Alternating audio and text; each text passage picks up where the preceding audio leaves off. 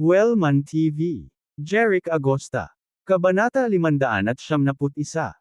Gusto ni Jeric na tanggalin si Damian dahil sa awayan niya sa pamilyang Nelson. Alinman sa kanya o kay Damian. Bukod dito, ang kaligtasan ng pamilya Nelson ay maglalagay sa panganib sa mga pamilya ni Yolanda at Sarah. Siyempre, ang pinakamahalagang tao sa ngayon ay ang sect master ng Evergreen Sect, ang pinuno ng pamilyang Nelson. Siya ang taong kailangang harapin ni Jeric. Naimbestigahan na ni Jeric ang ulo ng pamilyang Nelson gamit ang kanyang God's Eye. Ang patriarch ng pamilyang Nelson ay tinawag na Alfred, 110 taong gulang ngayong taon. Kahit na siya ay kilala bilang isang grandmaster na may 100 taon ng paglilinang. Ngunit sa katunayan, siya ay isang piling guro. Sa madaling salita, mahigit 1 oras na ang nakalipas, katatapos lang niya at naging grandmaster sa pamamagitan ng pagsasanay sa Devourer Technique sa loob ng 3 taon sa pag-iisa. Kaya naman, 1 oras na ang nakalipas, si Alfred ay isa pa ring elite master martialist. Hindi siya totoong grandmaster. Si Alfred ay nakalusot lamang sa kaharian ng grandmaster. Sa makatuwid, ang kanyang kaharian ay hindi matatag, at ang kanyang grandmaster mana ay hindi pa natimpi. Si Alfred ay nananatili sa Evergreen Palace upang pagsamahin ang kanyang grandmaster cultivation. Ito rin ang dahilan kung bakit hindi napigilan ni Alfred si Jeric nang isa-isang inatake sina Tillman at Damian. Hindi mo pa ba pinagsama-sama ang iyong paglilinang, Alfred? Tumayo si Jeric sa hangin, tumingin sa Evergreen Palace, at sumigaw. Nang sabihin niya ito, gumamit siya ng ilang espiritual na puwersa. Sa isang iglap, ang kanyang boses ay naging sound wave sa kawalan. Ang mga singsing ng sound wave ay umaalingaw-ngaw sa lahat ng mga palasyo at pavilion ng Evergreen Sect. Siyempre, kasama rin nila ang Evergreen Palace. Nakita ng libu-libong mga apprentice at martialists ng Evergreen Sect sa parisukat ang mga sound wave na lumilitaw sa hangin. Lahat sila nanlaki ang mga mata sa hindi makapaniwala. Kung si Jeric ay nakakagawa ng mga sound wave sa hangin kapag siya ay nagsalita, hindi ba't nangangahulugan iyon na siya ay makapangyarihan sa lahat? Napatingin ang lahat kay Jeric na nagtataka. Ang tanging pag-asa nila ngayon ay ang sect master sa Evergreen Palace na iligtas sila mula kay Jeric. Masungit.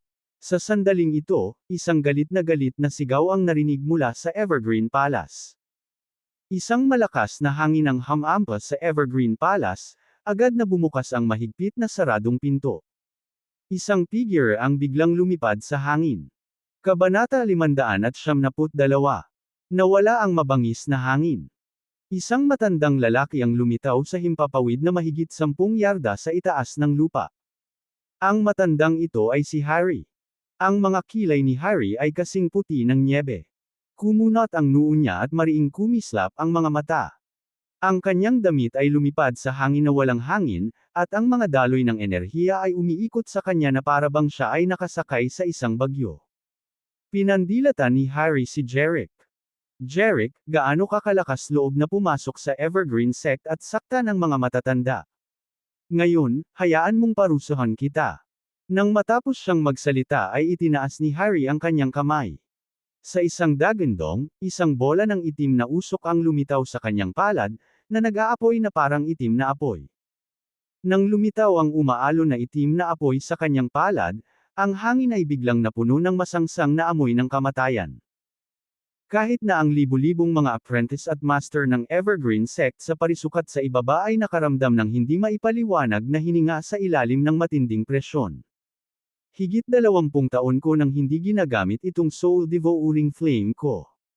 Ngayon, gagamitin ko ito sa iyo para magsanay. Sa sandaling matapos si Harry, ang itim na usok sa kanyang kamay ay bumaril patungo kay Jeric. Ang nagngangalit na itim na enerhiya ay lumipad mula sa kanyang palad. Sa isang kisap mata, ang itim na enerhiya ay lumakas at humahaba na parang itim na sawa. Kumalas ito ng mahigit 10 yarda sa ere na parang gusto niyang lamunin ng sabay-sabay si Jeric. Ang Soul Devouring Flame ay ang pamamaraan ni Harry, isang intermediate master martialist na nag-cultivate ng mga dekada. Ang Soul Devouring Flame na ito ay lubhang mabangis.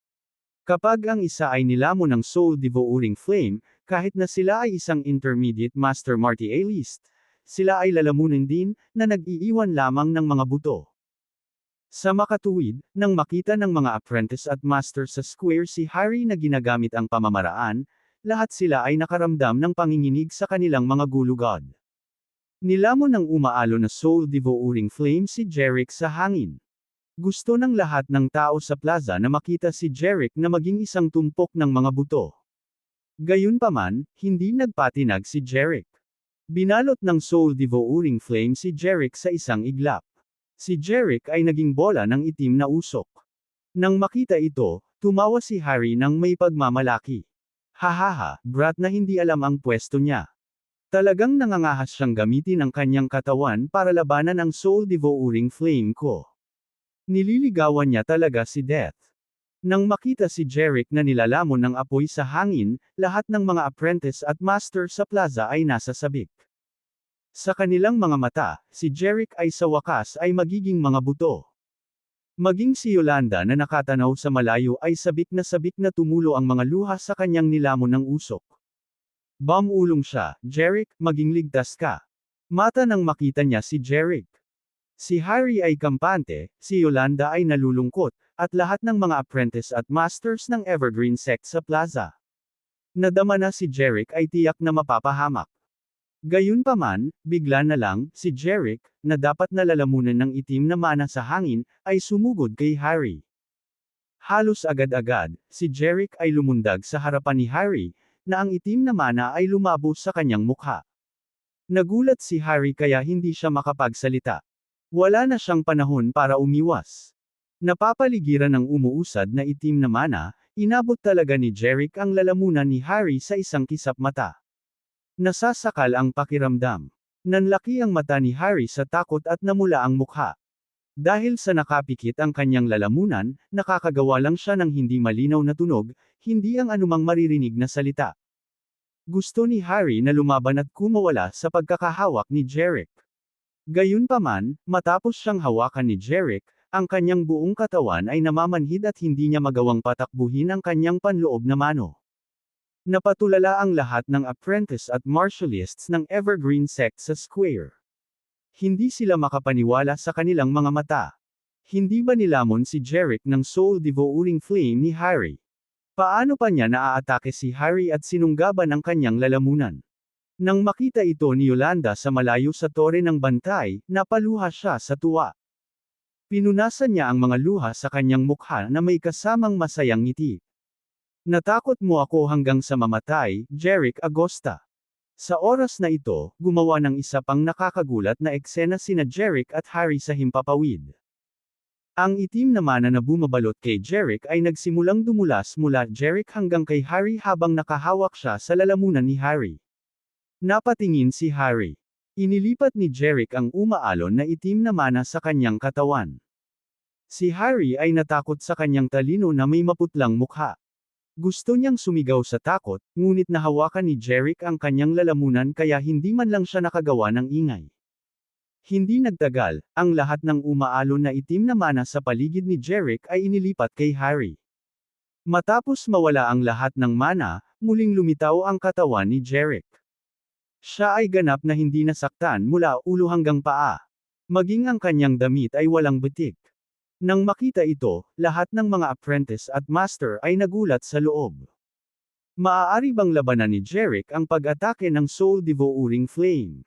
Nagulat na lang sila, kumalas si Jerick sa pagkakahawak. Pagkatapos, si Harry, na nilamon ng umaalon na Soul Devouring Flame, sa wakas ay nagpakawala ng isang malungkot na hiyaw. AHHHI. Sa isang kalabog, bumagsak si Harry sa lupa. Ang lahat ng mga tao ng Evergreen Sect ay nagmamadaling umatras sa malayo, kung sakaling ang kanilang mga laman at buto ay matuno pagkatapos mahawakan ang Soul Devouring Flame. Sa sandaling nahulog si Harry, ang Soul Devouring Flame ay naging itim na usok at naanod palayo. Matapos mawala ang itim na hangin, mga sirang buto na lang ang natira sa lupa. Hindi na kailangang sabihin, iyon ang mga buto ni Harry, na naghukay ng sarili niyang libingan. Kabanata 573. Kinilig ang lahat ng mga apprentice at master ng Evergreen Sect nang makita nila ito.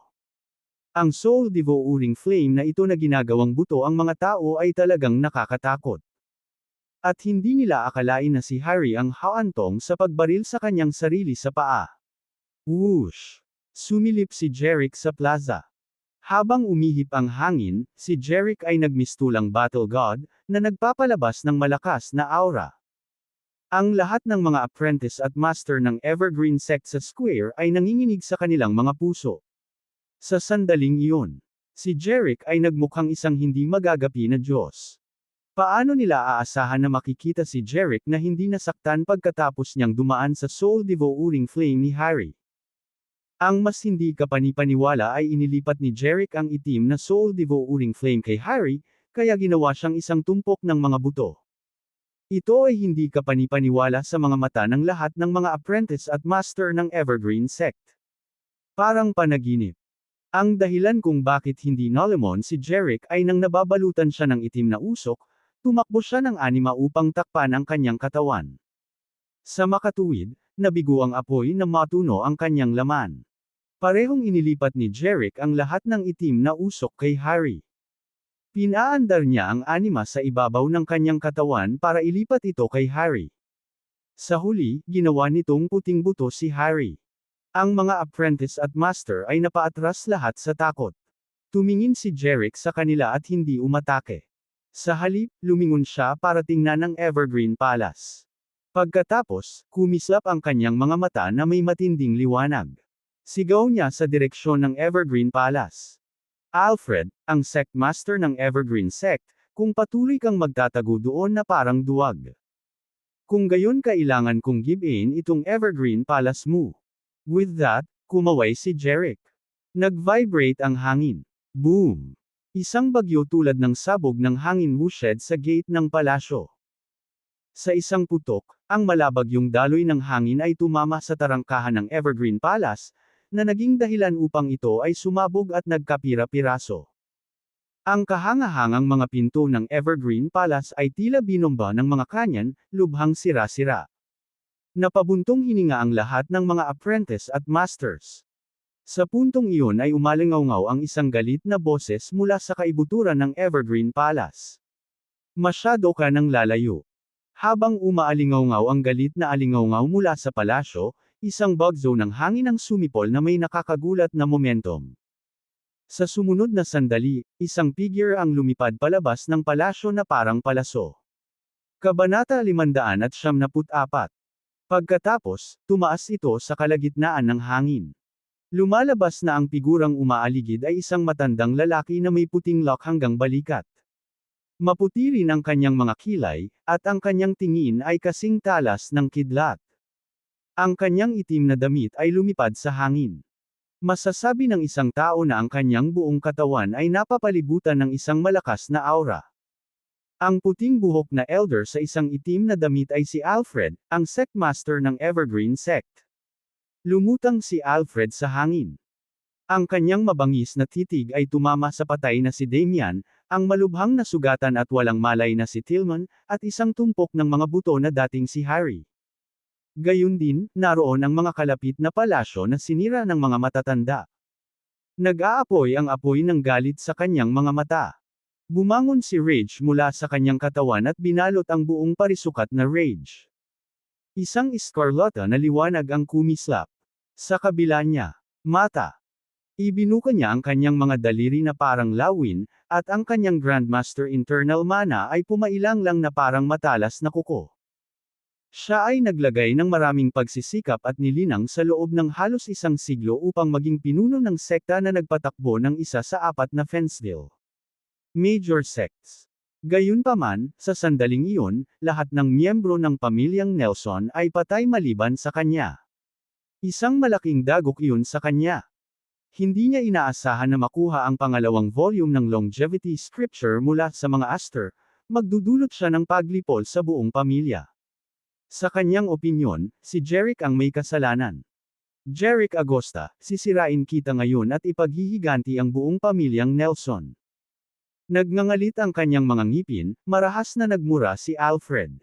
Sa plaza, tumingin si Jeric kay Alfred at mahinahong sinabi, "Alfred, karapat-dapat ito sa pamilyang Nelson. Kung hindi lang nila sinubukan ang funny business, hindi ko sila pipilitin. Pero paulit-ulit akong tinangka ng pamilya mo na patayin ako. Ikinalulungkot ko, ngunit ang pamilyang Nelson ay maaari lamang magdusa ng isang sakuna. Anak, huwag kang masyadong mayabang. Ngayon ang araw na mamatay ka." Nang matapos siyang magsalita, sinugod ni Alfred si Jeric ng kasing bilis ng kidlat. Kung saan man dumaong ang kanyang matutulis na mga daliri, nagbabadya ng pagpatay at mga unos. Kasabay nito, mabilis na umatras si Jeric. Ang matutulis na mga daliri ni Alfred ay tumama sa lupa ng may malakas na putok, kaya lumilipad ang mga tiles sa lahat ng direksyon. Swoosh! Bumagsak si Alfred sa lupa habang lumipad pabalik si Jeric ng 100 yarda.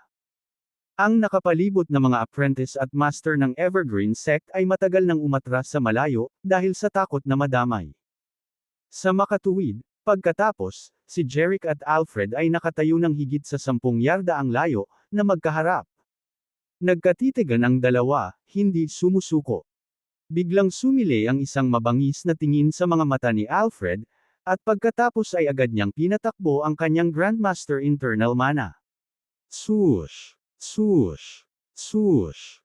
Parami ng parami ang Grandmaster Mana na nakapalibot sa kanyang mga kamay, braso, at maging sa kanyang buong katawan. Sa isang iglap, ang Grandmaster Internal Mana ni Alfred ay nagdulot ng bagyo sa buong parisukat. Sa bagyo, ang lahat ng mga apprentice at master ay nagulat nang maramdaman ang pagyanig ng lupa. Parang lindol na darating. Tulad ng lahat ng mga apprentice at master sa pagtataka, si Alfred ay nakatayo sa gitna ng plaza. Pagkatapos, ang mga mabagsik na agos ng hangin ay napalitan ng imahe ng isang banal na pagong. Ang banal na pagong ay 5 hanggang 6 na yarda ang haba at 2 yarda ang taas, matayog at marilag. Ang balat ng pagong ay mukhang matanda na parabang ang may-ari nito ay nabuhay ng libu-libong taon.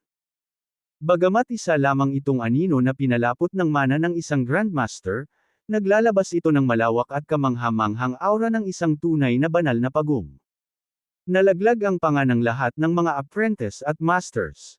Iyan ang Devourer Technique ng Sect Master. Nagamit na niya sa wakas ang Devourer Technique. Kapag ginamit niya ang Devourer Technique na ito, ang kapangyarihan ay nakakagulat. Sa sandaling iyon, si Alfred, na napapalibutan ng kanyang Grandmaster level na mana, ay lumulutang na sa shell. Para siyang nakatayo sa banal na pagong, tumingin siya kay Jeric ng marilag. Ang kanyang mga mata ay tila nananakot habang sinasabi niya, "Brat, ipapakita ko sa iyo ang kapangyarihan ng Devourer Technique ngayon." Sa sandaling matapos siyang magsalita, agad niyang pinatakbo ang kanyang panloob na mana, at pagkatapos ay lalo itong naging marahas at nakakatakot sa kanyang palad. Kabanata 575. Sa sandaling ito, itinaas ng anino ng higanteng pagong ang malaking ulo nito at ibinuka ang bibig upang umungol. Inatake din ng Grandmaster Mana sa palad ni Alfred si Jeric. Ang mana ng isang Grandmaster ay sumabog sa himpapawid tulad ng mga nakasisilaw na bulalakaw. Bam! Binomba ng Grandmaster Mana ang lugar kung saan nakatayo si Jeric, nabasag ang mga tile sa sahig at nagpapadala ng mga durog na bato sa lahat ng direksyon. Gayunpaman, lumipad na si Jeric sa hangin bago dumating ang pag-atake ni Alfred. Nang makita si Jeric na lumilipad sa himpapawid, agad na pinatakbo ni Alfred ang kanyang panloob na mana at lumipad pataas. Nang umangat si Alfred sa hangin, lumipad din ang anino ng banal na pagong sa ilalim ng kanyang mga paa. Si Alfred ay tila nakasakay sa isang banal na pagong sa langit. Habang siya ay lumilipad, ang Grandmaster Mana sa kanyang palad ay sumugod patungo kay Jeric. Madaling umiwas si Jeric sa hangin. Madali niyang naiwasan ang sunod-sunod na pag-atake ng mana ni Alfred. Nag-hover silang dalawa sa ere, at umiikot ang aura nila.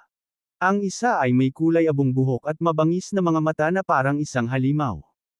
Ang isa ay kalmado at pambihira tulad ng isang battle god. "Brat, makakaiwas ka lang ng paulit-ulit." Pang-aasar ni Alfred kay Jeric. Napangiti si Jeric. "Hindi, mali ang pagkakaintindi mo. Nag-warm up lang ako sa'yo. Ngayong tapos na ako, maaari na tayong makipaglaban ng maayos anumang oras. Sumilay ang galit sa mga mata ni Alfred. Mayabang talaga si Jerick. How dare Jerick call his attack just a warm-up? Buong-buo ang tingin ni Jerick sa kanya. Ito, syempre, nagalit kay Alfred. Naikuyom ni Alfred ang kanyang mga kamao nang mahigpit na nag-crack ang kanyang mga buko.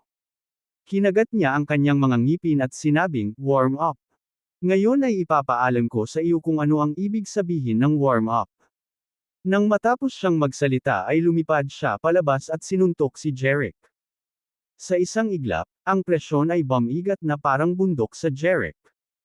Maging ang lahat ng mga apprentice at master ng Evergreen Sect sa Square ay nagulat sa pressure na nagmumula sa langit. Sa ere, hinawakan ni Jerick ang palad ni Alfred. Doon. Walang pag-aalinlangan sa kanyang mga mata, tulad ng tahimik na lawa. Hindi siya umiwas at tumingin lang kay Alfred. Lumapit sa kanya ang dumadagandong na palad na may malakas na hangarin sa pagpatay. Biglang kumislap ang mga mata ni Jerick. Tinamaan niya ang palad niya na parang kidlat, tinutukan ang paparating na palad ni Alfred.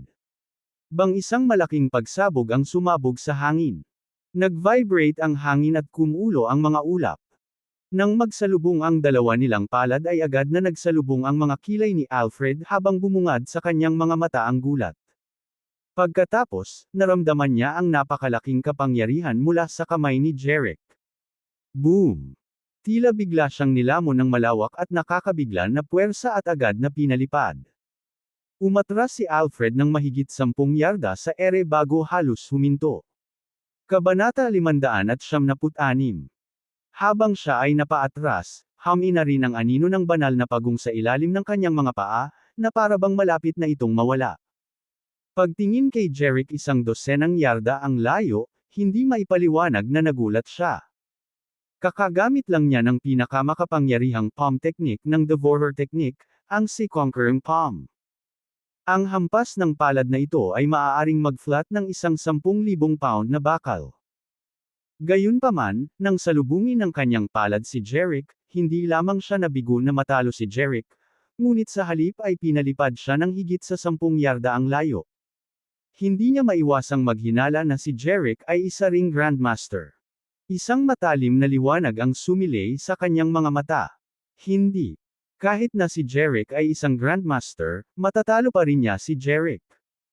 Kung hindi, hindi na niya maaaring pangunahan ang Evergreen Sect. Kung matalo siya, hindi na niya makakaharap ang Evergreen Sect. Bukod dito, si Jerick ang pumatay sa kanyang buong pamilya. Boom! Agad na pinatakbo muli ni Alfred ang kanyang Grandmaster Internal Mana.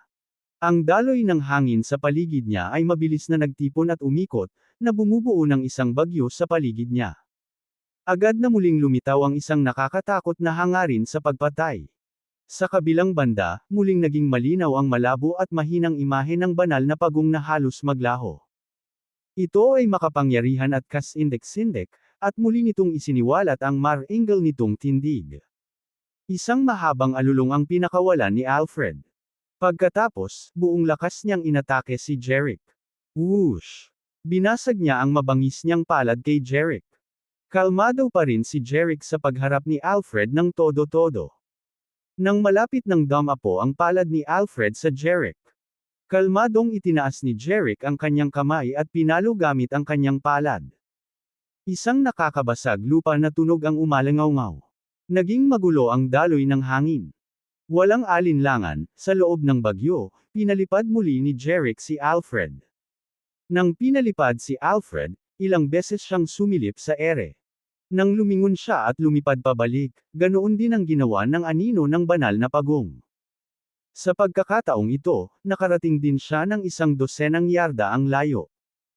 Habang siya ay napaatras, ang anino ng banal na pagong sa ilalim ng kanyang mga paa ay hamina din, na parabang ito ay malapit nang mawala. Pagtingin kay Jerick 12 yarda ang layo, hindi maipaliwanag na nagulat siya. Kakagamit lang niya ng pinakamakapangyarihang palm technique ng Devourer technique, ang si Conquering Palm. Ang hampas ng palad na ito ay maaaring mag-flat ng isang 10,000 pound na bakal. Gayunpaman, nang ang kanyang palad ay sumalubong kay Jerick, hindi lamang siya nabigo na matalo si Jerick sa isang pole, ngunit sa halip ay pinalipad pa siya. Higit sa 10 yarda ang layo. Hindi niya maiwasang maghinala na si Jerick ay isa ring Grandmaster. Isang matalim na liwanag ang sumilay sa kanyang mga mata. Hindi. Kahit na si Jerick ay isang Grandmaster, matatalo pa rin niya si Jerick. Kung hindi, hindi na niya mapangunahan ang Evergreen Sect. Kung matalo siya, hindi na niya makakaharap ang Evergreen Sect. Bukod dito, si Jerick ang pumatay sa kanyang buong pamilya. Boom! Agad na pinatakbo muli ni Alfred ang kanyang Grandmaster Internal Mana. Ang daloy ng hangin sa paligid niya ay mabilis na nagtipon at umikot, na bumubuo ng isang bagyo sa paligid niya. Agad na muling lumitaw ang isang nakakatakot na hangarin sa pagpatay. Sa kabilang banda, muling naging malinaw ang malabo at mahinang imahe ng banal na pagong na halos maglaho. Ito ay makapangyarihan at kasindik-sindik, at muli nitong isiniwalat ang mar-ingal nitong tindig. Isang mahabang alulong ang pinakawalan ni Alfred. Pagkatapos, buong lakas niyang inatake si Jerick. Whoosh! Binasag niya ang mabangis niyang palad kay Jerick. Kalmado pa rin si Jerick sa pagharap ni Alfred ng todo-todo. Nang malapit ng dumapo ang palad ni Alfred sa Jerick. Kalmadong itinaas ni Jerick ang kanyang kamay at pinalo gamit ang kanyang palad.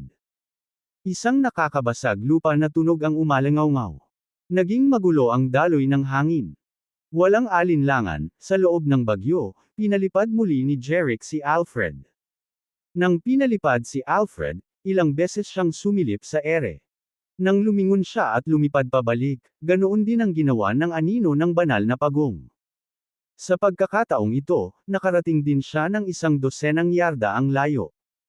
Gayunpaman, kumpara sa huling pagkakataon, ang kanyang buhok ay magulo, at siya ay mukhang labis na napahiya. Nang sa wakas ay napanatili niya ang sarili sa hangin, ang kanyang mukha ay namutla at umaagos ang dugo mula sa sulok ng kanyang bibig. Hindi na kailangang sabihin, nasugatan siya sa round na ito. Kasabay nito, ang mga bitik ay kumakalat sa buong shell ng pagong na parang anumang oras ay maaaring mawala. Nang makita ito, ang lahat ng mga apprentice at master ng Evergreen Sect sa square ay napabuntong hininga. Tingnan mo, nasugatan ang Sect Master. Nagbitak din ang bao ng pagong.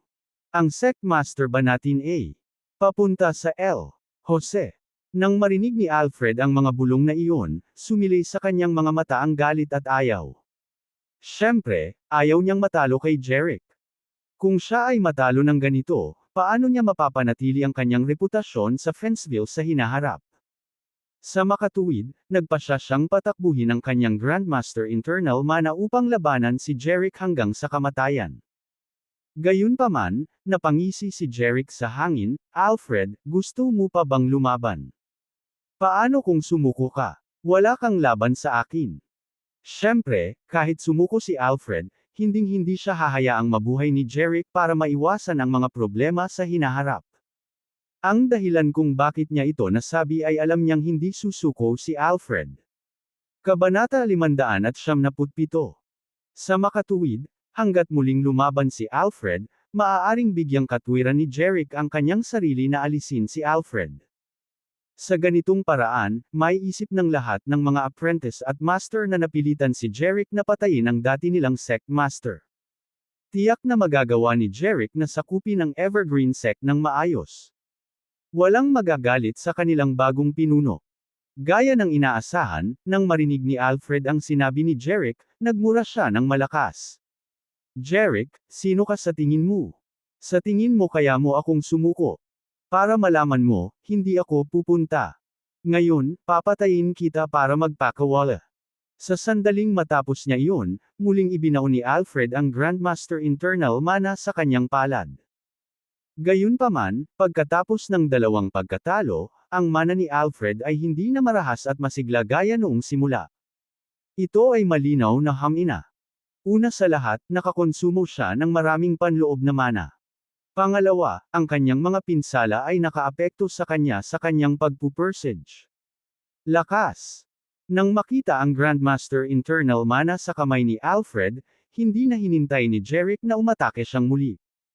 Itinaas ni Jerick ang kanyang kamay, at ang hangin ay nag-vibrate na parang ang mundo ay maaaring hatiin sa isang iglap. Gumawa si Jerick ng bola ng usok na kumukuti at kumikislap sa kanyang palad.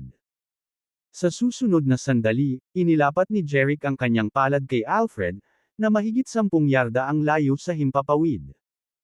Sa isang kisap mata, ang daloy ng enerhiya ay lumabas tulad ng isang nasusunog na bulalakaw mula sa kalawakan, at tumama ito kay Alfred sa napakabilis na bilis.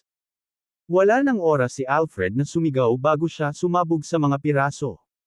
Napuno ng itim na usok ang hangin habang ang buhangin tulad ng itim na abo ay nakakalat sa buong lupa. Ang mana ni Jerick ay talagang nagpasabog kay Alfred sa abo na bumagsak sa lupa. Ang itim na usok sa kalangitan ay nawala, at ang anyo ni Alfred ay naglaho mula sa langit, hindi banggitin ang anino ng banal. Pagong. Hindi makapaniwala ang lahat mula sa Evergreen Sect. Ang kanilang sect master ay ginawang abo ni Jerick in isang instant. Nakaramdam lang sila ng pagkabigla sa resultang iyon. Sa ilalim ng gulat na mga tingin ng lahat, tumayo si Jerick sa hangin na parang pinuno, tinitingnan ng lahat ng natatakot na mga disipulo ng Evergreen Sect sa plaza. Mula ngayon, ako na ang magiging sect master ng Evergreen Sect. Hanggat susundin mo ang aking mga utos at maging tapat sa akin, ang lahat ay mananatiling pareho. Hinding-hindi kita sasaktan. Nakinig sila sa masiglang anunsyo ni Jerick. Agad na natauhan ng lahat ng mga tao sa Evergreen Sect. Pagkatapos ay lumuhod sila sa lupa at sumigaw. We will. Ang iyong hamak at tapat na mga lingkod. Maging. Ang iyong pagkadyos ay pinakamataas sa lahat ng nilikha. Kabanata 578. Itinuon ni Jerick ang kanyang mga mata sa siksik ang pulutong ng mga masters ng apprentice, na nakaluhod sa lupa. Tumayo kayong lahat. Sabi ni Jerick, tumanggo na may kasiyahan. Oo, guru. Lahat ng mga tao ng Evergreen Sect ay tumayo mula sa lupa. Nakatayo pa rin doon, lahat sila ay ibinaba ang kanilang mga ulo ng may paggalang at hindi naglakas loob na kumilos. Walang naglakas loob na tumakas. Ngayon wala na silang choice kundi lumuhod at aminin na si Jerick ang bagong master ng Evergreen Sect. Kung tutuusin, patay na ang dati nilang sect master na si Alfred. Ang nagwagi ay ang hari. Iyon ang tuntunin at walang makakapagpabago nito. Sinusunod lang nila ang mga patakaran at ginagawa ang dapat nilang gawin. Maging si Alfred ay walang kapantay kay Jerick. Imposibleng matalo nila si Jerick. Bagamat si Alfred ang kanilang sect master noon, wala silang balak na labanan si Jerick hanggang mamatay. Hindi nila gustong mawalan ng buhay ng walang kabuluhan. Tiningnan ni Jerick ang lahat ng mga tao na nakatayo pa rin sa plaza at sinabi, "Tersem ang bagong sect master. Sabihin ang balita sa iba pang mga apprentice master na hindi pa dumarating." Oo, guro, sabay-sabay na sagot ng mga taong iyon. Pwede ka nang umalis. Sabi ni Jerick. Noon lamang naglakas loob na umalis ang lahat ng taong iyon sa liwasan. Hiniling ni Jerick sa kanila na ipagkalat ang balita sa iba pang mga masters ng apprentice sa layunin. Mayroong 1,000 apprentice masters ng Evergreen Sect sa square. At sinunod lang nila ang utos nina Damian at Tillman na harapin siya. Sa kasong ito, humigit kumulang 1/4 ng mga apprentice masters ng Evergreen Sect ang narito. Ang natitirang 2/3 ng apprentice masters ay abala pa rin sa paggawa ng sarili nilang mga trabaho sa Evergreen Sect. Ang mga patakaran ng Evergreen Sect ay napakahigpit. Kung wala ang utos ng presbyter, hindi sila makakaalis sa kanilang istasyon ng walang pahintulot. Sa makatuwid, kahit na nagkaroon ng malaking kaguluhan sa Evergreen Palace, ang mga apprentice masters na iyon ng Evergreen Sect ay hindi lumitaw. Alam ng mga apprentice master na iyon na halos 1,000 tao ang nagtipon doon, at ang kanilang mga presbyter ay nasa Evergreen Palace din. Kaya nilang harapin ang lahat ng problema. Kahit na nabigo silang gawin ito, ang kanilang sect master ay darating upang kumilos. Gayunpaman, walang sino man ang maaaring mag-isip na hindi matatalo ni Alfred o ng 5 presbyter si Jerick. Bilang resulta, isang bagong sect master ang namamahala sa Evergreen Sect. Tumingin sa mga nakakalat na apprentice masters ng Evergreen Sect sa square, at bahagyang kumulubot ang mga sulok ng kanyang bibig. Jeric. Tuluyan na niyang inalis ang banta ng pamilyang Nelson sa pamilya Foster at sa pamilya ng Philb. Bukod dito, nang siya ay naging bagong sect master ng Evergreen Sect, nagkaroon siya ng malakas na puwersa sa Fenceville. Magkakaroon din siya ng magagandang tagumpay sa Fenceville sa malapit na hinaharap. Pagkatapos ay iniwas ni Jeric ang kanyang mga mata sa Tore ng Bantay, ang pinakamataas na gusali sa Evergreen Sect. Swoosh! Lumipad si Jeric patungo sa Tore ng Bantay sa isang iglap. Sa Tore ng Bantay, pinanood ni Yolanda si Jeric na lumapag sa harap niya na ganap na hindi nasaktan. Isang magiliw at matamis na ngiti ang lumitaw sa kanyang napakagandang mukha. Jeric, ikaw. Natalo mo si Alfreder. Sagot ni Jeric, well, ayaw mo bang talunin ko siya? Mabilis na umiling si Yolanda, sumagot, hindi. Hindi lang ako makapaniwala na napakalakas mo. Inipit ni Jeric ang isang hibla ng buhok mula sa noo ni Yolanda patungo sa kanyang sasakyan at sinabing, walang makakasakit sa iyo hanggat nandito ako. Naramdaman ni Yolanda ang dampi ng tamis sa kanyang puso. Marahan siyang tumanggo kay Jeric at sinabing, sa tingin ko. Nang matapos ang kanyang mga salita, marahan niyang isinandal ang kanyang ulo kay Jeric. Marahang hinawakan ni Jeric ang balingkinitang baywang ni Yolanda gamit ang kanyang braso. Nagyakapan silang dalawa sa hindi maipaliwanag na pagmamahal. Makalipas ang mahabang panahon, naghiwalay sila. Kinuha ni Jeric ang kanyang cellphone at tinawagan si Weisel. Makalipas ang 20 minuto, isang helicopter ang dumaong sa plaza ng Evergreen Palace. Bumaba sa helicopter ang tatlong presbyter, kabilang sina Zoe, Hale, at Lauren. Pagkababa nila, nakita nila sina Jeric at Yolanda na nakatayo sa plaza, sinundan ng libu-libong apprentice masters ng Evergreen Sect. Ikinagulat nito ang tatlong presbytero. Nang makita ang mga apprentice na master na nakatayo ng maayos sa plaza, ang tatlong presbyter ay talagang medyo nag-aalangan at nag-aalala.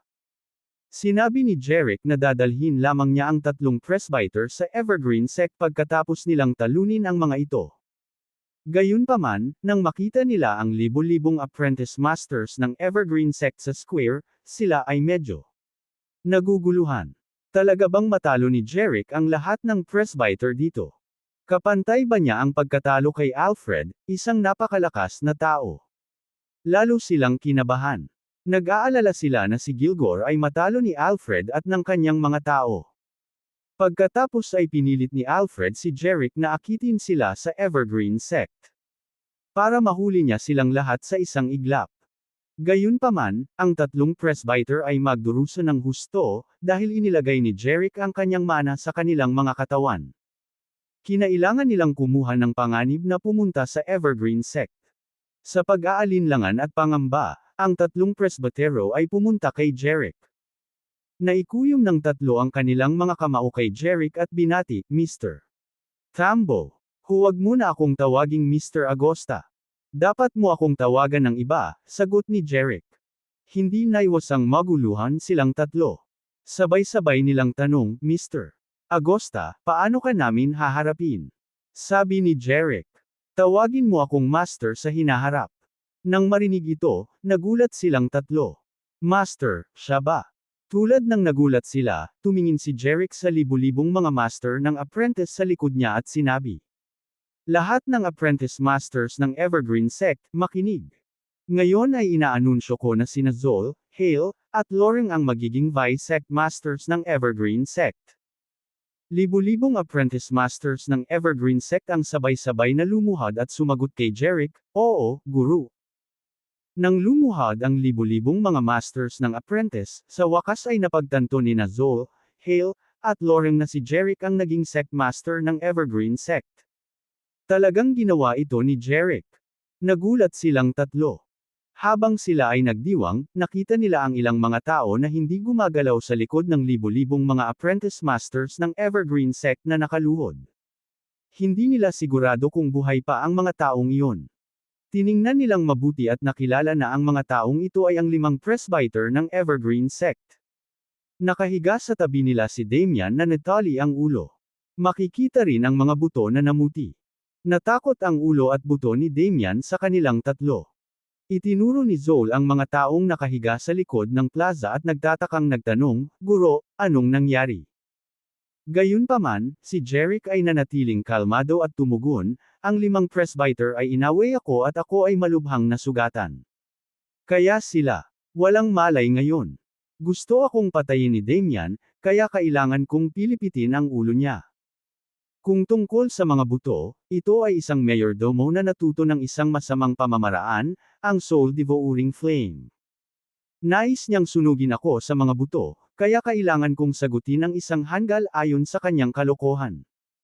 Nang marinig ang mga salita, sa wakas ay nalaman ng 3 presbytero ang buong kwento. Kabanata 579. Siyempre, lahat sila ay labis na nabigla na si Jeric ay maaaring malubhang masugatan ng 5 presbyter ng Evergreen Sect, pumatay. Damian, at gawing buto ang mayordoma ng mag-isa. Tila kasing makapangyarihan si Jeric sa dating sect master ng Evergreen Sect, si Alfred. Samantala, biglang may naisip silang tatlo. Teka, nasaan si Alfred? Hindi pa kaya patay si Alfred? Mukha silang kinakabahan na agad na tumingin sa paligid at sinubukang hanapin si Alfred. "Hinahanap mo ba si Alfred?" Tumingin si Jeric sa kanila at nagtanong. Tumango si Zol at sinabing, "Master, tumakas ba si Alfred?" Nag-aalala siyang babalik si Alfred para patayin si Hale, Lauren, at siya sa hinaharap. Ito rin ang naging dahilan kung bakit sila kinakabahan. Ngumiti si Jeric at sumagot, "Walang Alfred sa mundo." "Anong ibig mong sabihin, Master?" Lalong naguluhan silang tatlo. Nagpatuloy sa pagsasalita si Jeric, "Naging abo si Alfred at walang iniwan." Natigilan silang tatlo matapos marinig ang sinabi ni Jeric. Sa wakas ay natauhan na sila at masayang sinabi, "Naging abo si Alfred." Ngumiti si Jeric at tumango. Pagkatapos ay sinabi niya sa kanila kung paano niya binasag si Alfred sa abo gamit ang isang palad. Matapos marinig iyon, sa wakas ay napanatag na nila ang kanilang isip. Swish! Ang ilang mga apprentice ng Evergreen Sect ay may dalang mga balde ng malamig na tubig at nagwiwisik ng tubig sa mukha ng 5 presbyter. Sa sobrang lamig ng tubig, biglang nagising ang 5 presbytero. Agad naman silang bumangon. At laking gulat nila nang makita nila ang libu-libong apprentice masters ng Evergreen Sect na nakatayo sa plaza. Si Jeric at ang kanyang mga tao ay nakatayo rin doon. Mabilis silang naghanda para magsimula ng laban. Ngumisi at umimik si Jeric. "Sige, Tillman. Aawayin mo ba ako? Gusto mo bang maging katulad ni Damian at ng kawawang mayordomo?" Habang nagsasalita siya, itinuro ni Jeric ang bangkay ni Damian at ang butler ng butler na naiwan sa lupa. Napatingin ang lahat ng mga presbytero at nagulat sila. Pinatay si Damian. Kaninong mga buto ang L? Kaliwa ika. Doon. Ang mga mata ni Tillman ay kumislap ng puot. Tumingin siya kay Jeric at sinabing, "Binata, ang lakas ng loob mo. Ngayong napatay mo na si Damian, tiyak na dudurugin ka ng aming sect master." "Tillman, parang hindi mo pa alam na naging abo na si Alfred," nakangising sabi ni Zol. Nagulat muli ang 5 presbyter at nag-iwas ng tingin kay Zol. Hindi makapaniwalang tumingin si Tillman kay Zol at nagtanong, "Ano ang sinabi mo? Patay na ang sect master natin." "Oo, patay na si Alfred. Kung matigas pa rin ang ulo mo at gusto mong kalabanin si Mr. Agosta, papatayin ka lang." Natigilan si Tillman. "Anong sabi mo, Mr. Agosta?" Malakas na sagot ni Zol, "Tama. Si Mr. Agosta ay ngayon ang bagong sect master ng Evergreen Sect." Tumingin si Tillman sa mga apprentice masters ng Evergreen Sect at nagtanong, "Totoo ba ang sinabi niya?" Pagkatapos ay muli siyang nagtanong, "Hindi patay ang aming sect master, di ba?" Gayunpaman, nanatiling tahimik ang lahat ng apprentice masters ng Evergreen Sect nang marinig nila ang tanong. Pinatunayan ng kanilang pananahimik na si Jeric ang bagong sect master. Nang makita ito, napagtanto ng mga presbyter na iyon na ang kanilang sect master, si Alfred, ay talagang patay na. Tinitigan ni Jeric si Tillman at sinabing, "Pwede kitang patayin noong nakoma ka." Gayunpaman, dahil walang awayan ng dugo sa pagitan mo at sa akin, at hindi ikaw ang talagang gustong pumatay sa akin. Ito ang pamilyang Nelson. Wala kang choice kundi sundin ang utos ng pamilya Nelson. Kaya nga, mapapatawad ko kayo. Gayunpaman, kung pipilitin mong maging kaaway ko, huwag mo akong sisihin sa pagiging walang awa. Parang nagdadalawang isip ang mga presbitero na iyon. Malinaw, pinag-isipan nila itong mabuti pagkatapos marinig ang sinabi ni Jerick. Kahit na lahat sila ay nasugatan ni Jerick, ang kanilang sect master, si Alfred, ay patay at ang pamilyang Nelson ay nawasak. Kung ganoon, hindi na nila kailangang ipakita ang kanilang katapatan kay Alfred. Hindi nila kayang ipagsapalaran ang kanilang buhay sa pakikipaglaban kay Jerick alang-alang kay Alfred. Bukod dito, libu-libong miyembro ng Evergreen Sect ang tapat kay Jerick at tinawag siya bilang bagong sect master. Kabanata 600. Dapat din silang magpasya na maging tapat kay Jerick Agosta. Nagkatinginan silang lima at nakuha agad ang punto. With a plop, bigla silang lumuhad sa harap ni Jerick. Guru, patawarin mo kami sa hindi namin paggalang sa iyo kanina. Tumingin si Jerick sa mga presbyter na nakaluhod sa lupa at sinabi, dahil nagpasya kayong maging tapat sa akin, kalimutan na natin ang nakaraan. Kayo pa rin ang mga presbyter ng Evergreen Sect. Nang marinig nila na maaari silang magpatuloy na maging mga presbytero, tuwang-tuwa sila. Lahat sila ay yumuko kay Jerick. Salamat, Guru. Bumangon ka na. Hayaan mong ipakilala kita sa mga vice sect masters na sabi ni Jerick. Ang limang presbyter ay tumayo mula sa lupa, nagtataka kung sino ang mga vice sect masters. Habang sila ay nagtataka, itinuro ni Jerick sina Zol, Hale, at Lauren, na sinasabi sa kanila, ang tatlong ito ay ang mga vice sect masters ng Evergreen Sect. Halika at batiin sila. Halos hindi makapaniwala ang limang presbytero sa kanilang mga mata. Paano naging vice sect master ang tatlong taong ito? Hindi komportable si Tillman dahil mas mataas ang posisyon niya noon. Ngunit ngayon silang tatlo ay na-promote na bilang vice sect masters at naging pinuno niya. Hindi maitatanggi ni Tillman na nagseselos siya. Gayunpaman, alam din niyang nauna silang nanumpa ng katapatan kay Jerick kaysa sa kanya. Kakaiba para sa kanila na maging vice sect masters ngayon. Vice sect masters, magalang na sabi ng mga live presbyter. Natuwa ang tatlong tao nang marinig nilang tinawag silang vice sect masters ni Tillman at ng iba pang apat na presbyter. Lihim silang natuwa na nanumpa sila ng katapatan kay Jerick noon. Tinupad ni Jerick ang kanyang pangako at natalo ang sect master ng Evergreen Sect. Sa wakas ay ligtas na sila. Bukod dito, sila ay naging vice sect masters ng Evergreen Sect. Iyon ang hindi nila nang ahas na isipin noon pa man. Lahat ng nasa Evergreen Sect ay katulad ng dati. Ang lahat ng mga gawain ay pinamamahalaan ng tatlong vice sect masters at limang presbyter. Lahat ng apprentice masters ng Evergreen Sect Mist ay sumusunod sa kanilang mga utos. Tumingin si Jerick sa lahat ng mga apprentice masters sa square at malakas na sinabi. Ang libu-libong apprentice masters ng Evergreen Sect sa square ay agad na yumuko at sabay-sabay na sumagot, "Oo, Master." Nanatili si Jerick sa Evergreen Sect noong araw na iyon. May hiniling si Zol na ilibing si Damian at ang butler ng butler. Pagkatapos noon, bumalik sa normal ang lahat sa Evergreen Sect. Parang walang nangyari. Bilang karagdagan, hiniling ni Jerick kay Zol na magpadala ng mga tao upang kunin ang lahat ng mga ari-arian ng pamilyang Nelson, na nagkakahalaga ng 10 bilyong dolyar. Madaling na-control ni Jerick ang Evergreen Sect, isa sa apat na pangunahing sekta ng Fenceville, at ang mga imperyo ng negosyo ng pamilyang Nelson. Nang gabing iyon, tinawagan ni Silas si Yolanda para tanungin kung ligtas na ba sina Yolanda at Jerick. Nang malaman ni Silas na winasak ni Jerick ang pamilyang Nelson at kontrolado ang Evergreen Sect, laking gulat niya na hindi siya makapagsalita. Tinawagan din ni Jerick si Spencer at hiniling sa kanya na ipadala ang Fosters at Sarah pabalik sa Fenceville sa loob ng ilang araw. Nanatili sina Jerick at Yolanda sa Evergreen Sect sa loob ng 2 araw. Matapos ibigay ni Jerick ang mga gawain ng Evergreen Sect kay Zol at sa iba pa, Sumakay sila ng helicopter pabalik sa Fenceville. Bumalik sila sa manor ng pamilya Foster. Silas, Sarah, Connor, at ang kanyang asawa ay pinabalik sa pamilyang Foster sakay ng helicopter. Si Yolanda ay muling nakasama ng kanyang pamilya. Si Connor at ang kanyang asawa ay napakasaya nang makitang ligtas at maayos ang kanilang anak. Lahat sila ay nagpakita ng kanilang malaking pasasalamat kay Jerick.